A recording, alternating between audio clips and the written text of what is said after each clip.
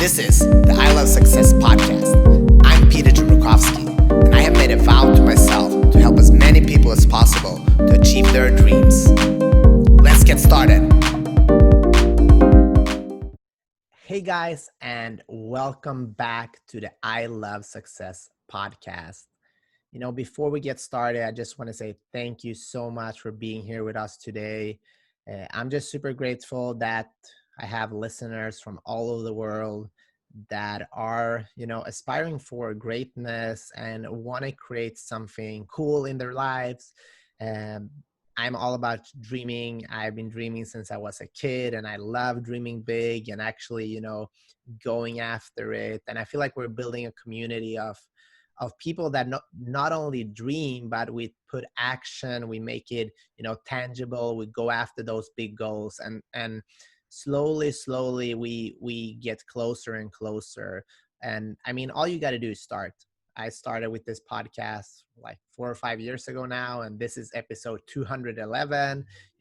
I've been talking to the coolest and most amazing people in the world, and I'm just happy that I'm able to share that with you. So thank you guys for being here. And, I'm super excited for this week's episode. I've been, trying to get a hold of Tony for, I think it's 3 or 4 years now. And when I launched my book here in the US, he was actually helping me promoting it without even knowing me, which is kind of, a testament of like a good human being that, he can see and he knows what goal settings is all about, and he wanted to help share my book, which I'm super grateful for.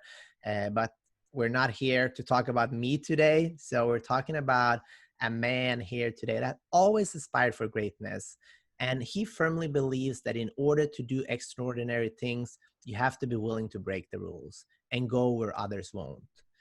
I mean, in April 1989, yeah, that's 1989, when I was 4 years old, Tony Mandarich was on the cover of Sports Illustrated with the title, The Incredible Bulk. Tony Mandarich, the best offensive line prospect ever. And I'm sure he's tired of hearing that, because that's been quoted over and over again during his life. But I mean, you should Google that and look at the cover. It's a very cool cover, and you can see what Tony was about for his 31 years now. And he was the second player selected in the 1989 NFL draft, and he played football for 7 seasons, and now he's working with his passion as a professional photographer in Scottsdale, Arizona. And one of the main reasons that I want to speak with Tony is because he's had a lot of ups and downs. He's had a lot of wins and losses. So I think we can learn a lot from this human being. So welcome, Tony Mandarich, to the I Love Success podcast. Peter, thanks for having me, my friend. Finally. Finally, never give up, right? That's right. That's right. Can we just talk about, you've been saying that you aspired for greatness since you were a kid. Do you remember like that first moment in your life where you're like, hey, I want something big out of my life? I do. I've referred to this specific story many times because it was such a turning point in my life. And this will tie in actually to your book a little bit, because I'm a very strong believer that putting pen or pencil to the paper is very powerful. And I've been doing it since I was a little kid, and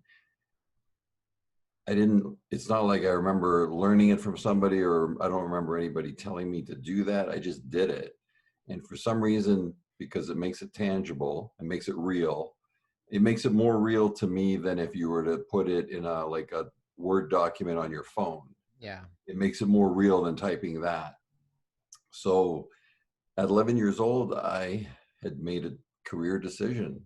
And if next time you're out and you're around kids and you ask their age and you see what an 11-year-old, like at what level they are, like in as far as what's important in their life, you'll be surprised that even I'm surprised, like that at that age that I chose to make a career decision. And in saying that, I don't say it that I made this great, thing. It's just, I don't know why at such a young age. Maybe it's because I just had such a passion for football. And, you know, born and raised in Southern Ontario in Canada, we were 45 minutes from Buffalo and about 3 hours from Detroit. And there wasn't a ton of stations. There wasn't NFL Network, and there wasn't, NFL Ticket. So we would get the Detroit Lions and Buffalo Bills, or maybe the Giants in New York on TV. And I would watch, those games on Sundays. I would watch college games on Saturdays. And on Monday night, you'd have Monday Night Football, and then that was it till the next week, next weekend. Now it's a lot more. But I can only think back and imagine that my passion for the game then was so strong, and it has remained strong. I'm a huge football fan. I love watching football. Uh, this year's kind of interesting with the pandemic and everything that's going on, to watch football without fans in the stadium. Some stadiums do have some fans, but it's very interesting. I never thought I'd see something like that in my lifetime. But at 11, I put that pen to the paper, or the pencil to the paper, and wrote out really my goals on what I wanted to be. Like, I wrote the end game, which was to play in the NFL. But it's really like, okay, what are all the steps to get there? And I didn't have the answer to a lot of that. It's like what I assumed. And then I would ask my big brother, who's 5 years older. So he guided me to a certain degree on, at 11 years old, the most important thing is not the weight room. It's, because you're still developing as a growing child, really, more or less. So I played a lot of soccer, did a lot of stuff like that. As far as physical fitness goes, a lot of it was plyometrics and jumping and push-ups and chin-ups and all that stuff. It wasn't until I got to 15 or 16 until I started the weights. But 11 was like that mark that I remember, where it was like, this is what I want to do. And then it was just a matter of, it wasn't a question of whether I wanted to do it or how bad I wanted to do it. I was just like, no, this is what I'm going to do. I just got to do the right things, and then get some luck, as the years go by, not to get hurt, and have some things that are out of your control happen. So it was, and really, I don't want to say every decision I made from 11 to 21 or 22 when I got drafted was based on the fact of getting to that next level, but any major decision in my life at that time was based on getting to the next level. And I would ask myself, does this bring me closer to my goal, or is this a distraction that's getting in the way and distracting my focus from my goal? But that was more, with major decisions. I love that. And do you recall, playing football and, between 11 and 21 when you got drafted, like, how was that journey? Was that an enjoyable journey, or did you put a lot of pressure on yourself? I absolutely loved it. I've always enjoyed the process, even up till today. I'm almost 54 years old. I'll be 54 years old tomorrow. But even up to today, it seems like in anything I do in my life that is important to me, I love the process way more than the end game. I love the preparation, and the end game I still appreciate, and I still enjoy it, and I'll acknowledge it when it's over, and then I'll be like, kind of like, okay, what's next to do? A lot of people will look at that as your mind's never stopped, your mind never stops, and you got to give yourself a break. And it's like, there's a lot of downtime during a day and during a night. So just because somebody's in pursuit of a certain goal, or they have their, eye or goals, whether it's business or sports related, doesn't matter what it is, set on something, if you start to lose track of time, you're doing the right thing. That's kind of been one of my acid tests, that if Like in photography, if I'm doing a test photo shoot where I'm testing out lighting on a, for portrait or some kind of certain lighting that I want to look at on a model. And if I like, there's been times I've looked at my watch and it's been like 2 a.m. and we started at like, say, 5 p.m. But you just lose track of time because you're so involved in the lighting and the wardrobe and the whole creative part of it and input from the other person because they're a creative. Um, and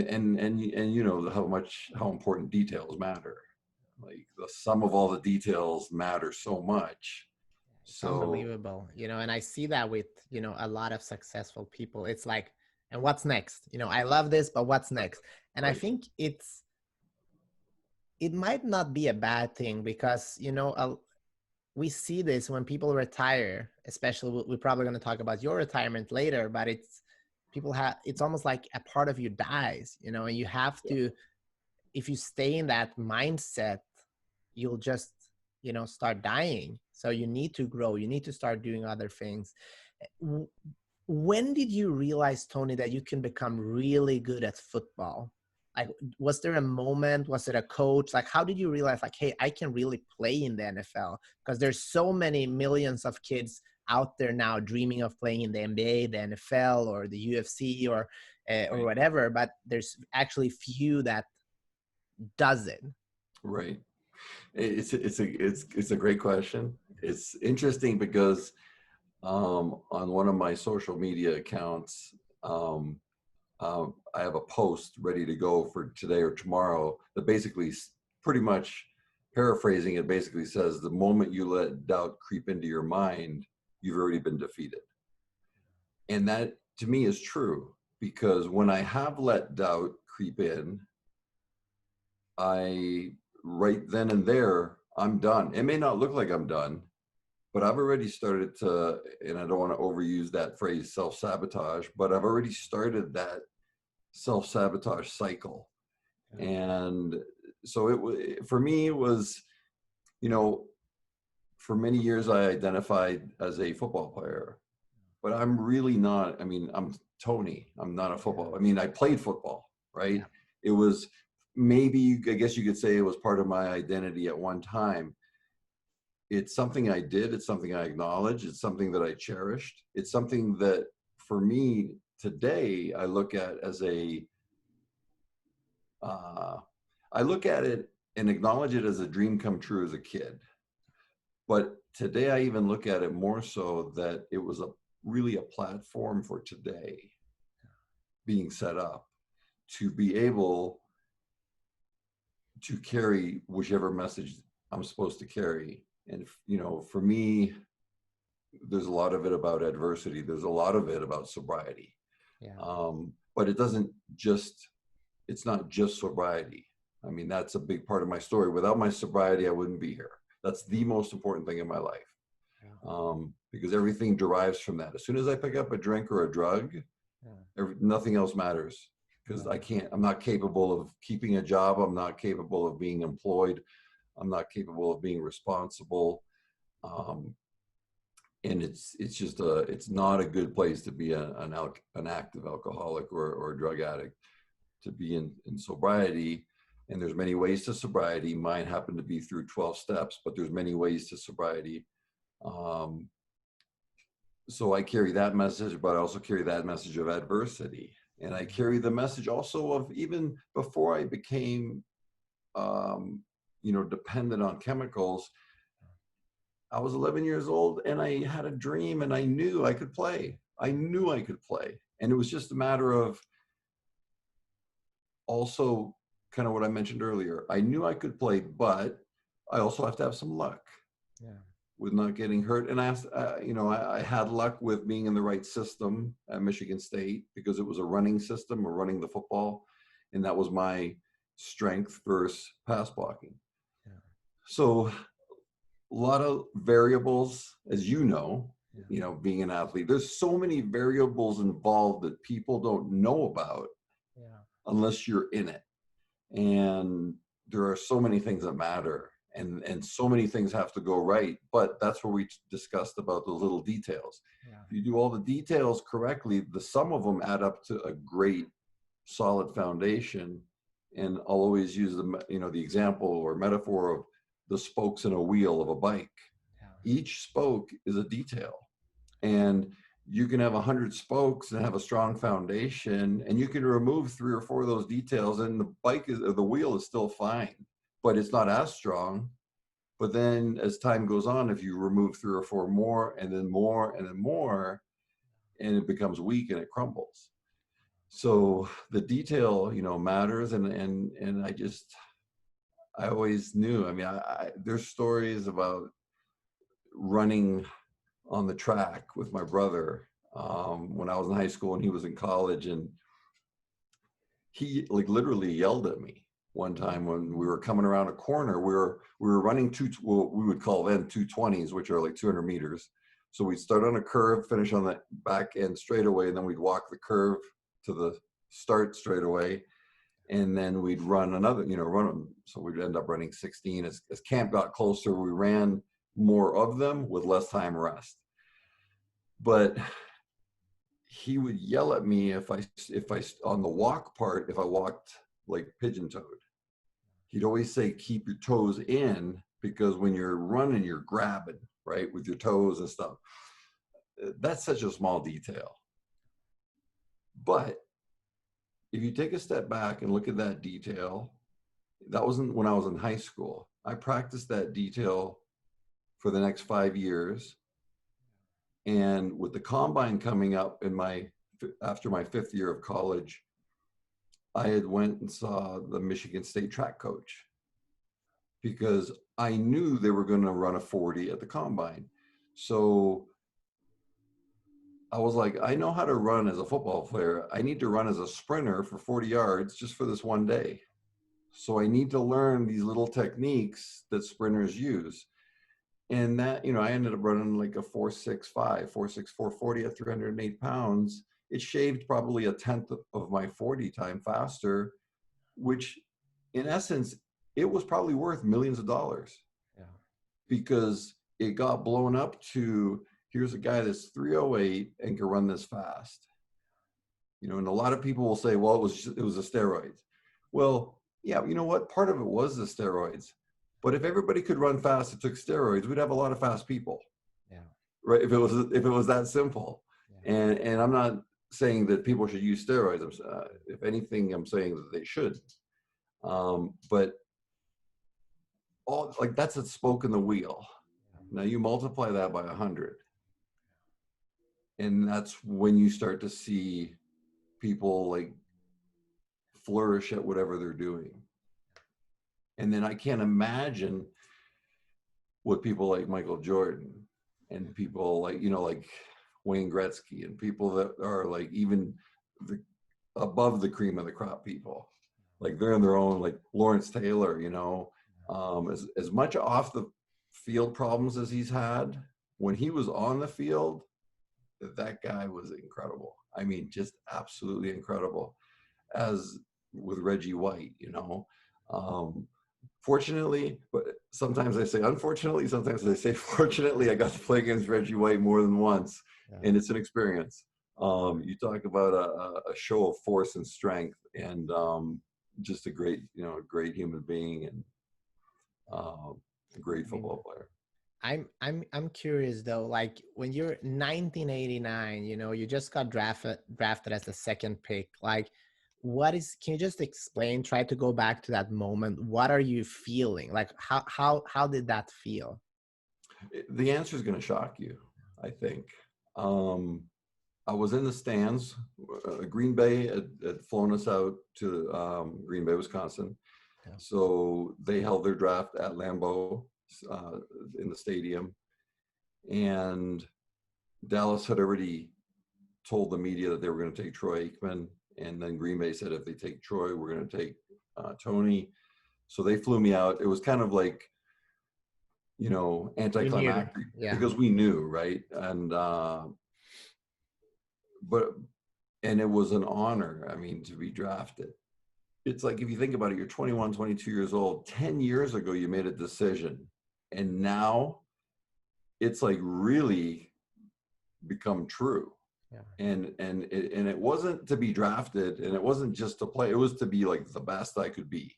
Yeah. And then obviously continue at a high level, which, didn't happen obviously in the NFL.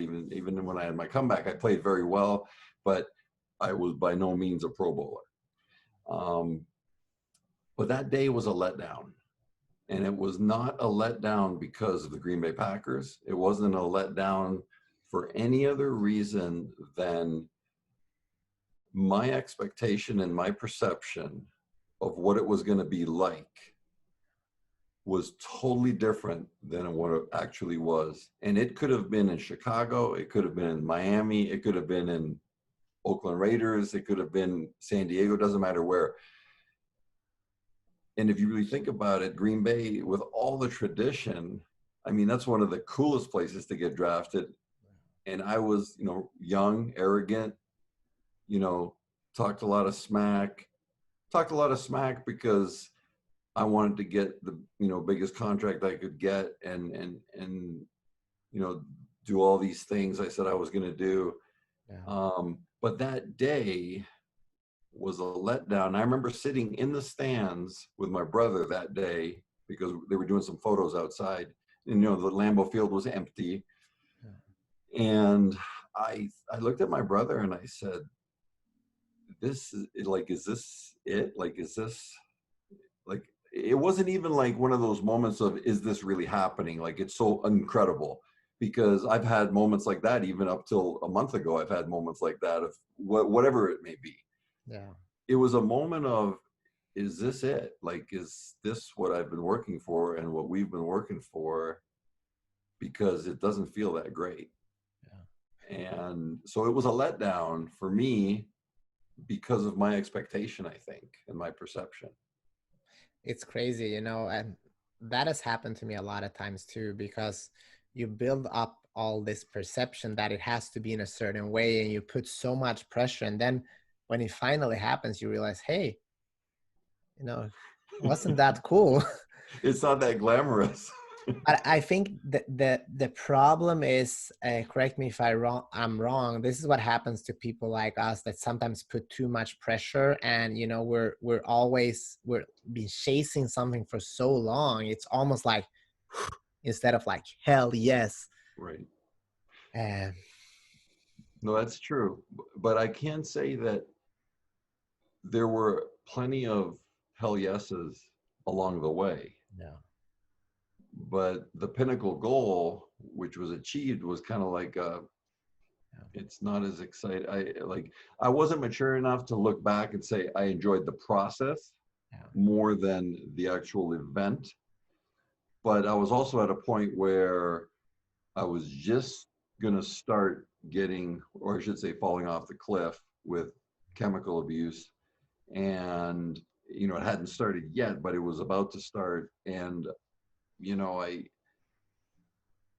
just had a horrible career in Green Bay, and was out of the league after 4 years.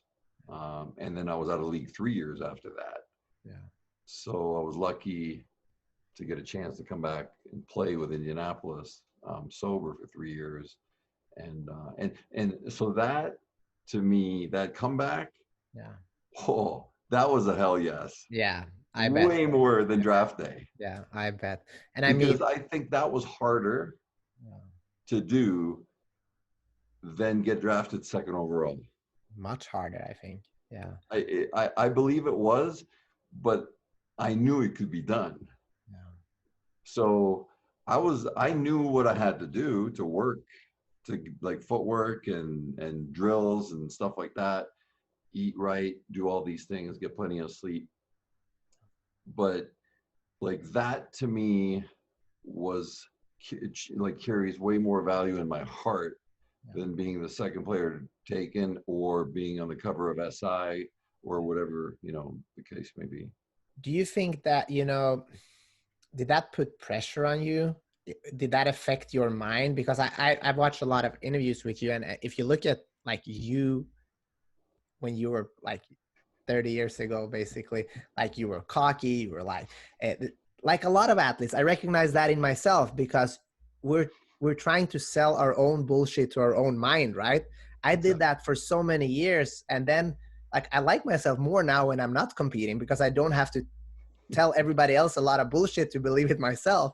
Do you Right. recognize that, or like? Absolutely.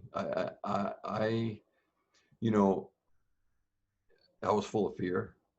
I was full of fear because of now I had to live up to these expectations about what I said I was going to live up to. Yeah. Um, the interesting thing is when I set up my expectations to become an All-American in college and to become the best football player I could be as an offensive lineman in college, uh, I really kept it to myself, and I kept it to like maybe my really tight-knit close circle. Yeah. And I wasn't really talking a lot of smack to the media about it.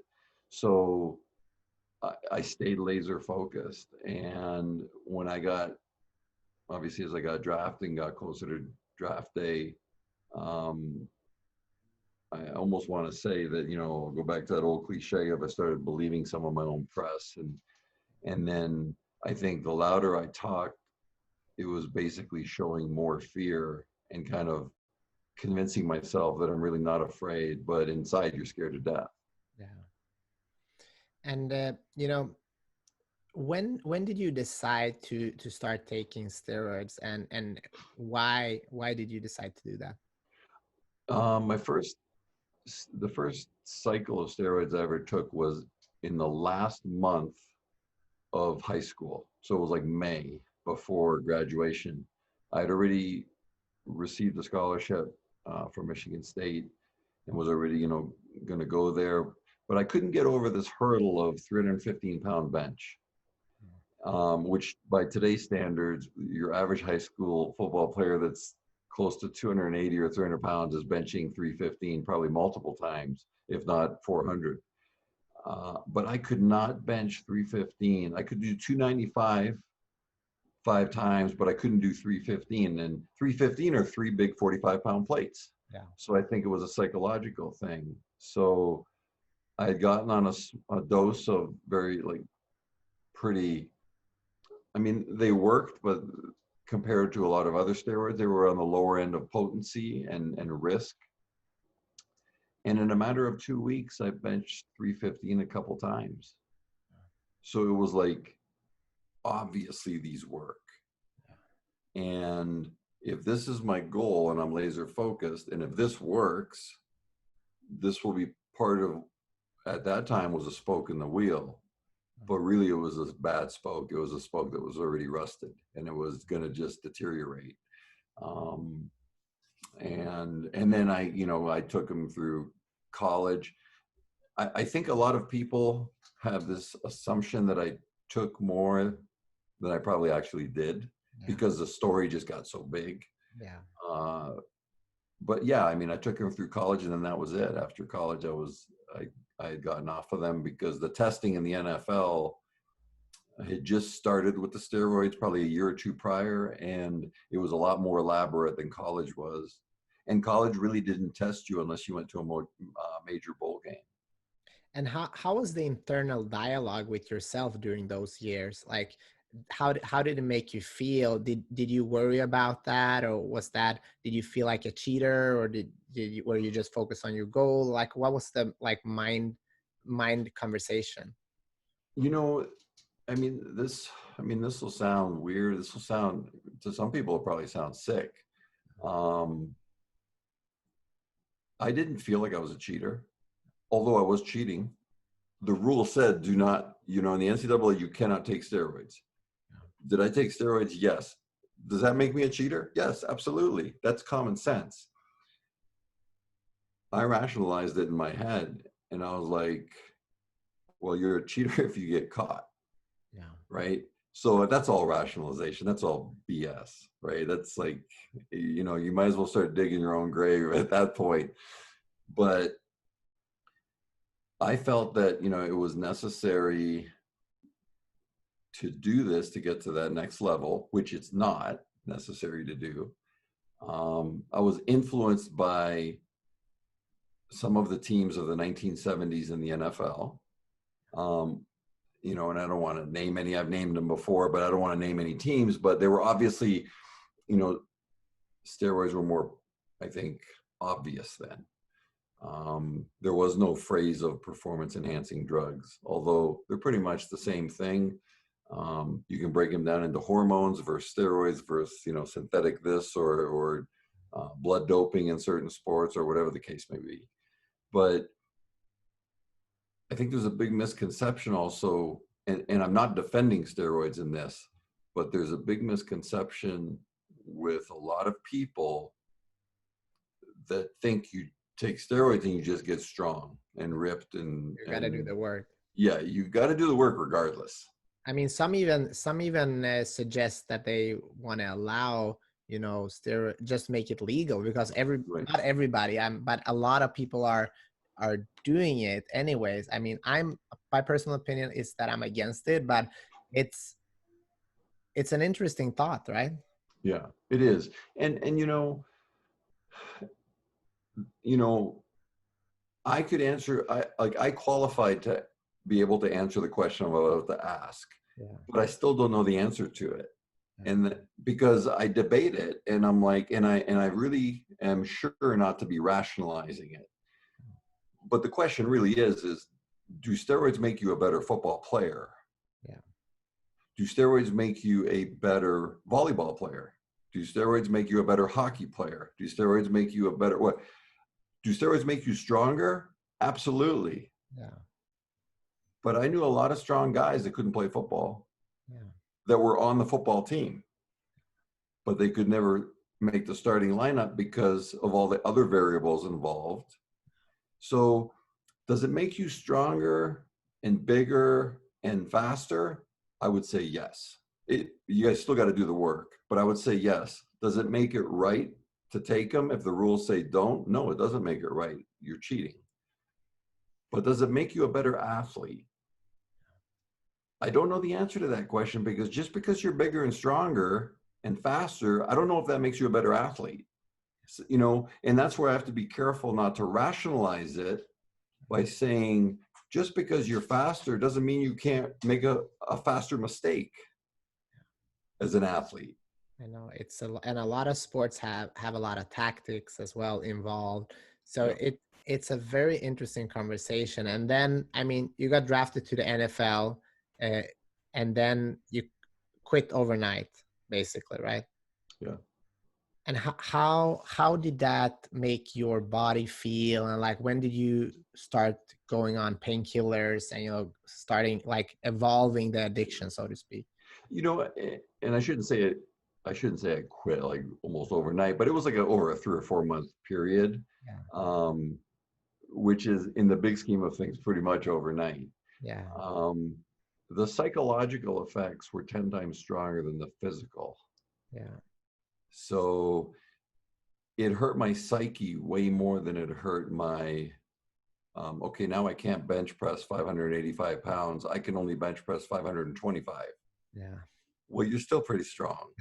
Yeah. You know what I'm saying? So I can't run a 4. If someone says, okay, well, you ran a 4.6 because of the steroids. Okay, so I run a 4.7 or a 4.8 at 308.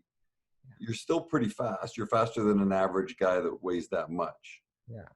So, but the psyche is affected, in my opinion, by a tenfold multiplier. Yeah. It makes you think you're weak. It makes you think that you've already lost a step, and that's that doubt creeping in, and that's sabotage immediately. Sabotage, and that I never realized how psychologically powerful that was really until I got sober. 5 years after that, but it was as much as, and everybody knows about, I shouldn't say everybody knows, everybody assumes, well, you take steroids, you get big and strong and muscular. Well, that's kind of a stereotype, and that's kind of true. Yeah. But what they don't realize is the psychological effect is 10 times, in my opinion, 10 times more impactful, both positively and or negatively. Positively if you channel it correctly and control it. But if you fly off the handle and you walk around looking for fights, that's not healthy. Yeah, I mean, in fighting, if you compare, I don't know football, but I know in fighting, like a lot of times what happens is, you know, it's almost like getting knocked out. When a fighter gets knocked out, now you're gonna see what him or her is all about, because it changes everything. And we see that all the time, Yeah, and it's very few fighters that come back. it's And true. A perfect example of recent modern day is Ronda Rousey. yeah, And I'm a fan. I mean, I was a fan of hers, and I'm still a fan of hers, even though she doesn't fight anymore. She does the wrestling thing. yeah, I would say maybe 2 fights before the fight she got knocked out in, they were talking about her being one of the greatest athletes across the board, period, yeah, like of any sport. And I was, I kind of was like, well, that's kind of far-fetched. I mean, granted, she is pretty incredible and does look pretty unstoppable, and she had been doing it for a couple years now. yeah, But you can't compare that with a Michael Jordan, and you can't compare that with like hundreds of other athletes that you could name off of the tip of your tongue. yeah, And as soon as she showed the chink in the armor, she was her biggest adversary yeah, because she didn't believe she could win anymore. And other people started to believe she could be beaten. yeah, And, I think it was Amanda Nunes really just yeah. kind of put her into retirement. I didn't realize how good Amanda Nunes was. I don't want to fight her. Yeah, But, yeah. that's a great example Is that of, what happened to you when you I went? believe that was, I believe that was, I believe that psychological effect Yeah, of the steroids, coupled with at that same transition period going into a deeper state of my addiction of painkillers and alcohol abuse, yeah, like that combination, um, and then having to live up to all this hype, and then, but you know what? I created that hype, so I'm accountable for it. So I don't blame anybody. Um, a lot of people don't realize I never said I was the best offensive lineman ever. Sports Illustrated said that. yeah. Okay. But they But put that on you. they put that on me, and that's okay, because you know what? If they said that they were going to put that on the cover, I would have said, heck yeah, put it on the cover, right? So I'm not going to blame them either. Yeah, But then it didn't happen. I fell on my face. I really, it was an epic fail. And unfortunately, but I also say fortunately, it was lived out on the front page of the newspaper, yeah. right? Every move, every bad move. But I signed up for that. So I don't blame anybody. I signed up for that knowing that. But what does that do to a person? That's what I'm curious. Like, It makes you do one of two things eventually. yeah, And this is where it comes down to that week where I got sober. The miracle of sobriety happened. It'll make you do one of two things when it really comes down to what I call nut cutting time. Okay.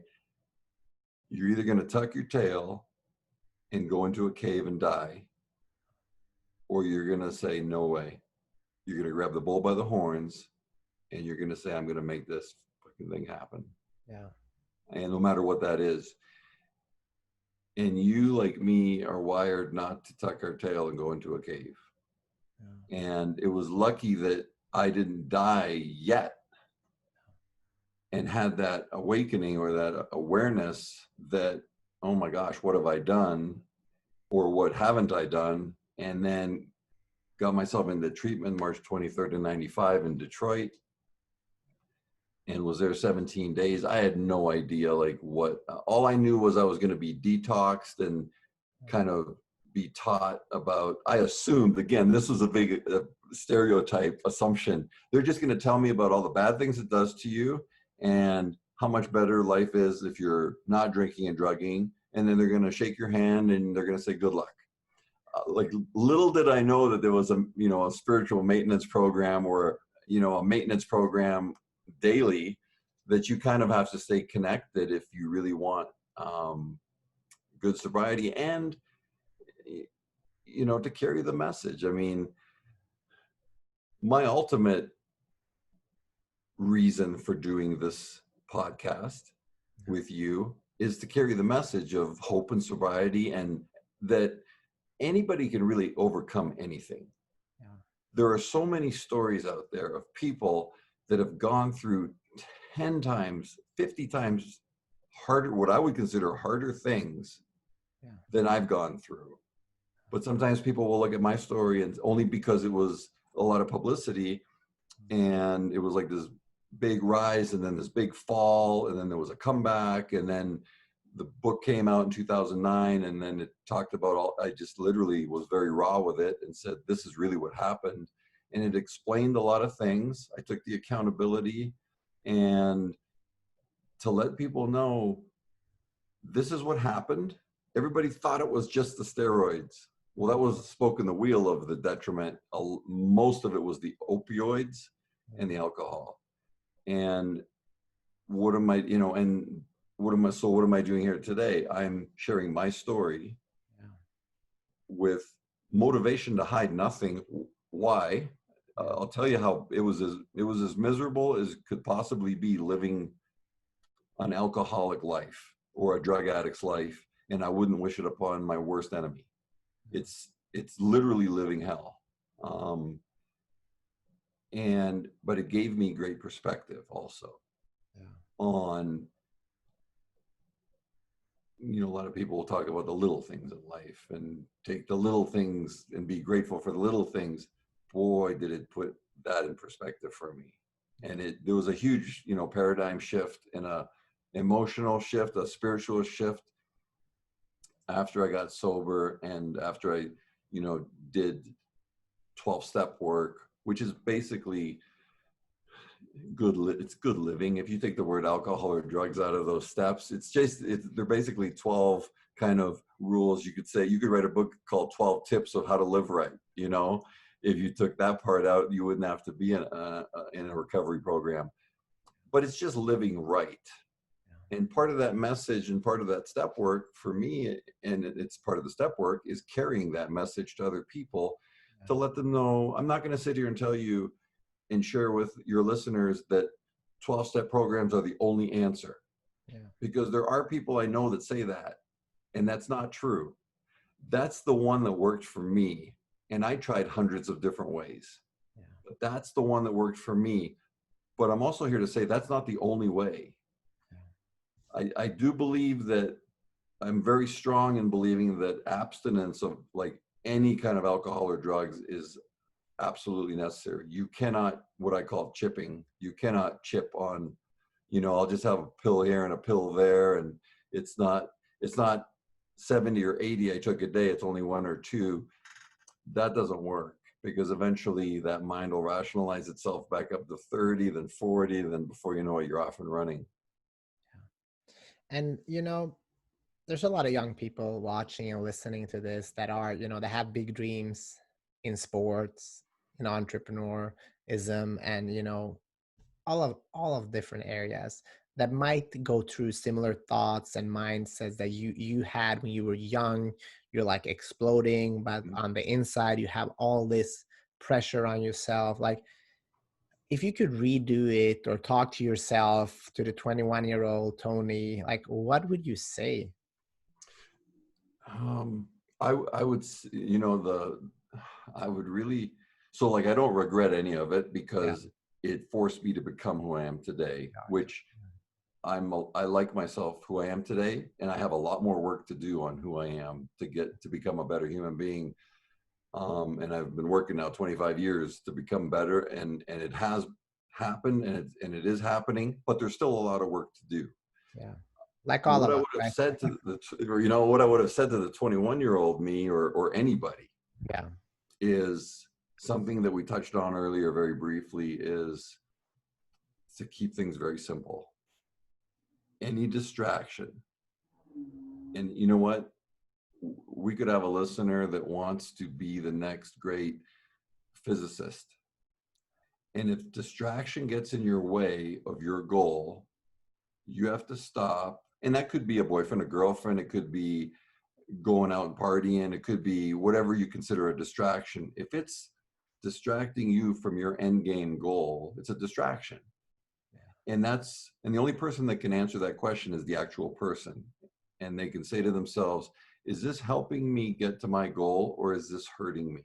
Because if it's hurting me, it's a distraction. So, and there's a lot of sacrifice, as you know, there's a lot of sacrifice involved. People that make it don't, an overnight success, there's no such thing. I mean, there's no such thing. Yeah, overnight success after the 10 years of work that you didn't see the guy from Jeff Bezos doing in Amazon as a one computer shop, right, in his garage, or, stories like that. Well, they don't talk about all those struggling years and all those years that they never made a penny as they were a public company, until now everybody's like, well, Amazon's, all this and all that, and they want to control the world and this. Well, you know what? Part of that is our responsibility. If we don't want them to, we don't have to buy their stuff. Yeah. So we have a choice too. If we're going to be like, well, we like the convenience and we feed into it, that's on us. But it really, getting back to your original question, is like, it really is, it's a non-glamorous thing. It's really keep it simple, stay focused. It's things that everybody has already heard and everybody already knows. It's staying focused, keeping that laser focus, keeping your mindset right, and being able to recognize a distraction when there is a distraction and know how to handle it, and then get back on course, or prevent that distraction from happening before it happens if you can start to see it coming, and get back on course. And then, and the other thing is you have to do the action, you have to work, you have to do those things. Doesn't matter if it's study, run, weightlift, whatever the sport, whatever the end game is of the goal for the person to be one of the greatest entrepreneurs of something. Yeah. You have to put in the work. And there's so many great self-help books. There's so many great book. Your book is great. Like, I love your book because I definitely, like, it's definitely in my stream of how I did it, right? It fits in perfectly. And there's so many books that are great books. And then there's a lot of BS books, but there's a lot of great books. And they all share one thing in common, even though they're done different ways, that at the end of the book, you have to do the work that they talked about in the book. Because you can read it 10 times, but if you don't put it into action, it doesn't matter. And that, whether it's fear, whether it's, trying to be perfect, you're never going to be perfect in everything. So, but a lot of times trying to be a perfectionist will keep you paralyzed from even starting, because you don't want to make a mistake. Well, it's like, I'm launching a podcast next week. I've been kind of mulling it over for a couple of years. So in the last 2 months, I started getting podcasts done. And so we're launching next week. Awesome. Well, I want it to be perfect. Yeah. And it's a 2-week delay. It should have been launched 2 weeks ago, but I want it to be perfect. And that's the only thing that's been holding it back. Yeah. And over the weekend, I finally had the realization of, hey, when you first stepped on the football field, you got your butt beat a lot, and you weren't perfect, and you were never perfect. You rose to a level of playing very well. So it's the same with anything in life. I mean, I'm not going to be this great podcaster that I want to be. And I'm not going to, it's like, you know what, just be myself. Yeah. Just be myself and do what the podcast was intended to do for the subject matter, and just be yourself. And then, just like watching film of football games the next day, if you want to listen to it again, reanalyze it, see what you could have done better, do it the next podcast. Yeah, I agree. And I have another question in regards to, how we sometimes see things from the outside. So I can take my life as an example. Sometimes I can think, yeah, I had this idea of how life should have become, and it hasn't become that way, and now I feel like a failure, just like many journalists, quoted and like had all put all this on you. How did you forgive yourself and realize this is just part of the human experience, and basically, whatever happens, as long as we can, face it and learn from it, it is a success. It's How extremely. But unfortunately, people get so depressed, they're taking their lives, they're like ruining relationships just because they had an idea of how something was supposed to be, and that didn't happen, and they can never get over it. Right. So I struggle with this, but I don't struggle with it with a football career. Um, I acknowledge it, and I've been years removed now from it, even though, I mean, I retired in 1999, so I retired 22 years ago, but I was drafted 30 years ago, and then it was a 4-year stint, then 3 years out, then 3 years back, and then done. So getting sober was crucial. Yeah. And it helped me to take a look at myself, self-evaluate, look at my actions and behaviors. How did I act during adversity? How did I act, which is really the best time to really evaluate yourself and to figure out, how spiritual am I really? How much of a foundation of whatever my faith or whatever a person believes in, if they believe in anything, how much of that strength is really their mindset when it's adverse? Because when the money's flowing and everybody's healthy, anybody can be happy. Anybody can win. I say that all Right. the time. It's easy to Exactly. win. So it's how the great measure is, how do people, or including myself, react to what's going on today? So the last 9 months have been absolutely incredible in that way, because I've gotten to see people that have shocked me, that I thought were kind of like meek, if you will, Yeah. just plow through this thing of this pandemic and everything that's going on. And they've just been solid. They've just been like, yeah, just what matters is what I do today. That's what matters, because that's the only thing I can do is what I do today. And then I've seen people that I thought had a great foundation crumble. Yeah. So it really reveals a lot about a person's character and who they really are. And I think most importantly, it reveals it to that person, because it makes you look at yourself and look in the mirror. Did I fail with football at Green Bay? Yes, I did. Did I make a successful comeback? Yes, I did. I'll acknowledge that too. And I'll acknowledge that, yes, anything is possible. Like, anything is possible if you're willing to have a plan. For me, put things on paper. And you also have to be flexible enough that if that plan's not working, to change some of it because it's not working. So you can't be all rigid that it's got to be this way. I have to be flexible. My biggest failure is probably in relationships.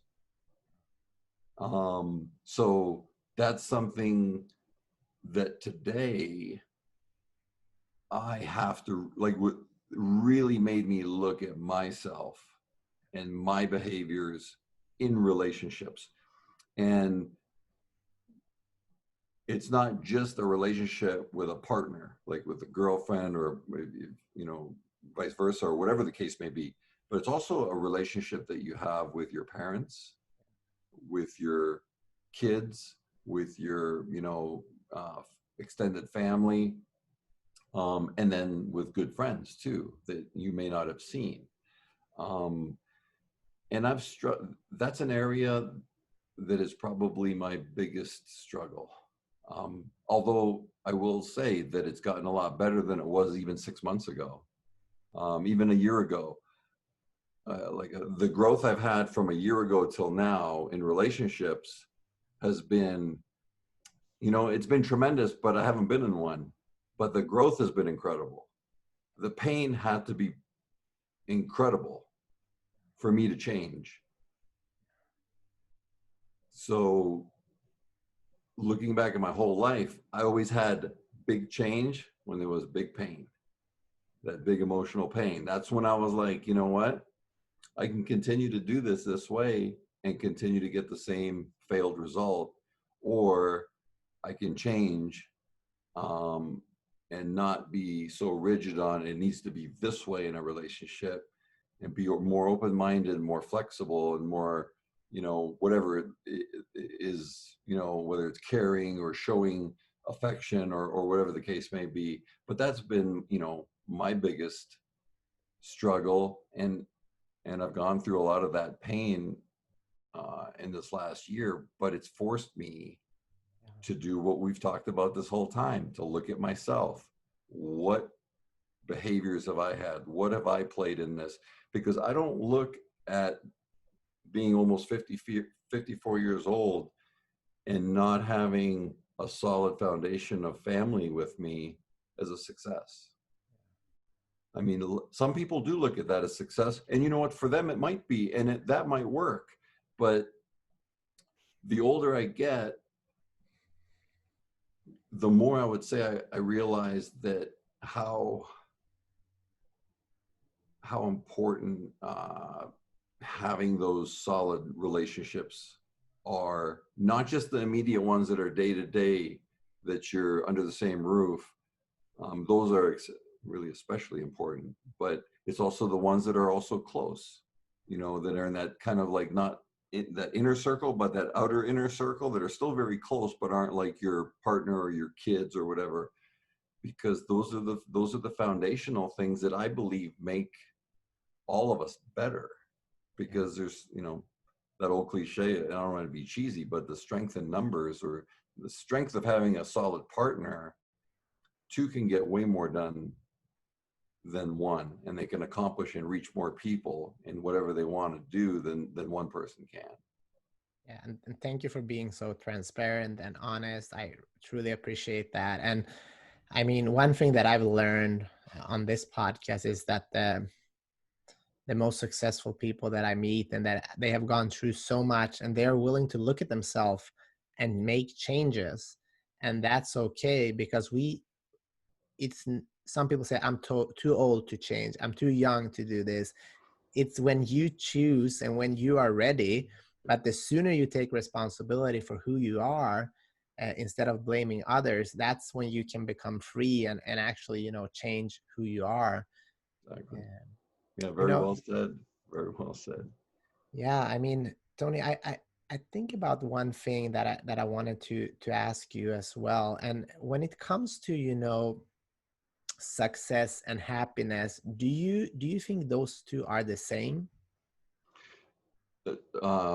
When it comes to what? And Success and happiness, are those aligned, or are those two different things? well, that's a great question. I think I think if I think it's how that person defines success. I believe that there is a tie, but I believe that there is a tie between them. But I also believe you can be very happy and joyous and serene and at peace without having someone else's definition of what success is. No. Because that person that is, say, like, let's use an extreme example of a monk in the Tibetan Himalayas. That may be their, like, that's success to them because they're doing it, right? So they might look at Western society, and they probably don't, because of how they, what they believe in and how they think. But it's very easy, but they are human, so we have to take that into consideration. They are human, so there has to be thoughts that go through, well, Western society has really convoluted itself and is, gone astray. And like right now is a perfect example of America. um it doesn't matter what side you vote for, it doesn't matter what side you believe in, it doesn't matter. It's a train wreck right now, and I think it's a very painful one for a lot of people. And in some cases, I believe it's no different than going through the train wreck of football. It's a necessary evil. It's one of those things that if things are going to change, there's going to be pain, probably. And that doesn't mean that there has to be more pain, because there's been a lot of pain already. Will there be? I'm leaning towards 51%. Unfortunately, although I'm an optimist, Yeah. I think there'll be discomfort until after the election, and until after more is settled with the pandemic. So it's, and again, that doesn't matter what you believe and what side you believe, or whatever. I believe everybody should be entitled to believe and think what they want. But you also have to abide by the rules of the country you live in. So that may sound a little hypocritical coming from a guy that took steroids when the NCAA said don't take steroids, right? So I'll call a spade by calling myself that, right? It's like, who am I to say? Yeah. But there's the thing, it's like looting and breaking into stores, and it's like, those are just violent people. They don't represent anything. They represent violence and evil. So it's been a great observation for humanity, and I imagine that psychologists and psychiatrists have loved this time of year, or this time of like the world history, because when do you get to observe people like this It's in one of the greatest countries in the world being affected the way it was? But we've also come back from so much, and then it's like we take 2 steps forward, 1 step back, 3 steps forward, 4 steps back. It's like, that's the American spirit, though. We keep fighting, right? We keep fighting. I'm Canadian, but it's very, very similar, right? I could never imagine dying for my country, in being in the military and dying for my country voluntarily, until 9/11 happened. And when 9/11 happened, even though I was in Canada and I was Canadian, I would have signed up for the military to go protect democracy and freedom, you know, and that's like removing all the politics out of it, just talking about humans and human spirit and human rights. And that's the first time, you know, that I was like, I could see why people would go fight for their country and their freedom. And that's very honorable, you know, to our military, and um, just people that keep, you know, civility, and you know, firefighters and the frontline workers, and all that stuff. That's not an easy job right now, especially police officers. Not an easy job, you know. You know, there's bad apples in every job. You know, that doesn't mean that the blanket of everybody should be bad, but there has to be change. So Yeah, Tony, our beautiful conversation is coming to an end, and just have a final question for you before I let you go. I know you got to take your dog out here. yeah. Probably very anxious of going out. So, what's the what do you want to say to people like with big dreams, big hopes, that are maybe down on their luck right now? Oh, you know, I wish I could say something original. What I will say is, everybody's heard before, in one way of wording something or another. You know, don't give up right before, you know, you hit, you know, gold, or don't quit right before the victory, or whatever. It's the best, like the best part about being in the hardest times, whether it's an individual or whether it's a country or whatever it is. It's like, the one phrase you don't want to say is, it can't get worse, because it can, right? But the upside is greater.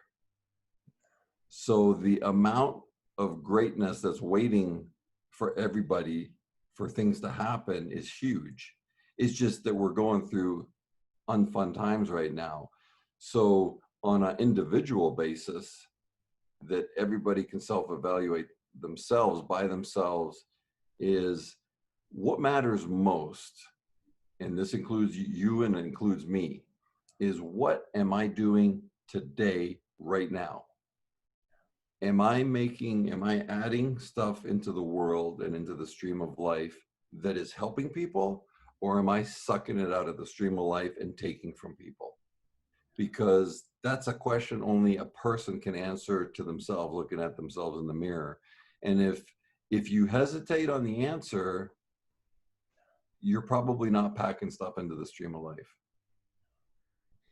You're not packing good stuff. Love that. Yeah.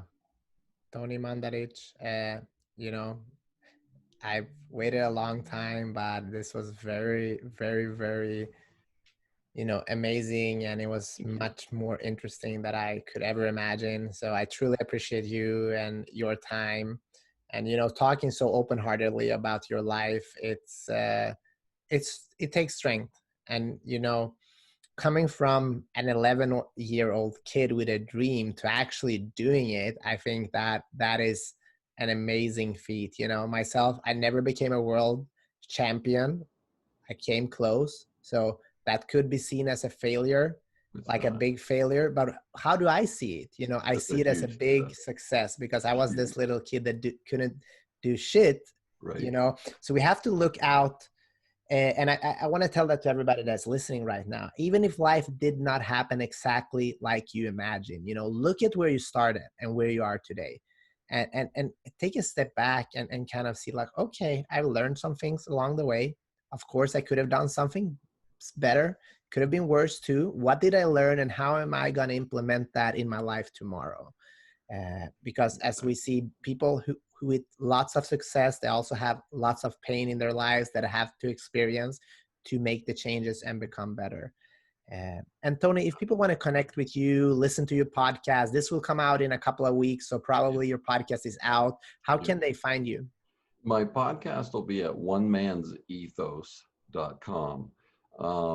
And I have an Instagram that is One Man's Ethos, and one is spelled out ONE. Yeah. Or they could just Google my name, or they go to tonymandarich.com, which is my photography portfolio, and I'll have even a link on there to the podcast. And the podcast is more or less about, in general, it's about outliers, people that do extraordinary things, whether they're known by society or not known, depending on what their activity is. Because there's more great people that we have no idea what their names are than there are people that we do know, because just because of media, right? So they're basically people that I find fascinating and that make me go, why? When did you make the decision? Why did you make the decision? Why did you continue when when it was difficult? And it'll be everything from sports to entrepreneurs to bodybuilding, everything in between. It'll be like there's no like it can only be in this one kind of niche. It's about how people overcame great adversities, and it could be I don't care if it's a soccer mom or if it's Michael Jordan. And I don't think Michael Jordan do my podcast anyway. Never Because know. but it's like, he's my favorite athlete. He's my favorite athlete of all time. And You should have him on your vision board as the dream guest. yeah, that's a great idea. I'm glad you said that, because now it'll happen. Yeah. No, because when we get off this podcast, I'm going to put that on paper, and then I know it's going to happen, because he is.